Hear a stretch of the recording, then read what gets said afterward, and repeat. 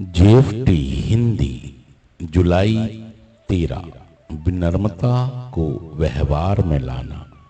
अगर हमें दर्द हो रहा है जैसा कि समय समय पर हम सबको होता है तो हम मदद मांगना सीखते हैं। Basic text number 75। कभी कभी सुधार बिल्कुल मुश्किल हो जाता है, यहाँ तक कि मदद मांगने में जरूरी तौर पर विनम्र हो जाना तो और भी अधिक मुश्किल लगने लगता है। हम सोचते हैं कि अब मैं इस समय तो एकदम क्लीन हूँ, ठीक है, मुझे इससे भी अधिक बढ़िया होना चाहिए। लेकिन सुधार की हकीकत एकदम सरल है, चाहे हम 30 दिन या 20 वर्षों तक भी क्लीन क्यों न रहे हों। हमें जरूरत होने पर दूसरों की मदद मांगने के लिए अपने को तैयार रखना चाहिए।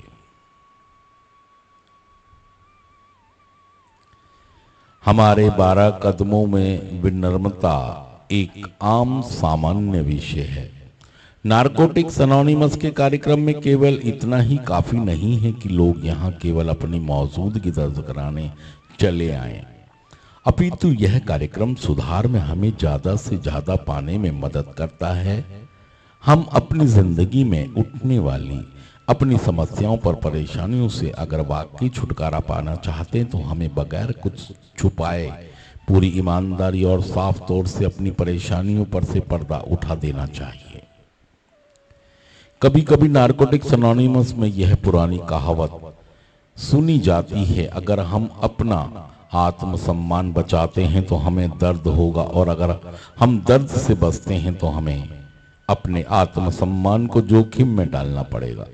काफी वर्षों से नशे से दूर होने के बावजूद यह शेयर करना आसान नहीं है कि जिंदगी की शर्तों पर जिंदगी जीना कितना दर्द भरा है, और उससे हमें अपनी शक्तिहीनता का एहसास होता है। लेकिन जब एनए की मीटिंग समाप्त हो जाती है और मीटिंग से आकर कोई सदस्य ये कहता है कि क्या आप जानते हैं कि वाकई में वही सुनना चाहता था जो आप कहना चाहते थे, तो हमें लगता है कि निश्चय ही ईश्वर हमारे साथ है और हमारी जिंदगी में हर कदम पर काम कर रहा है।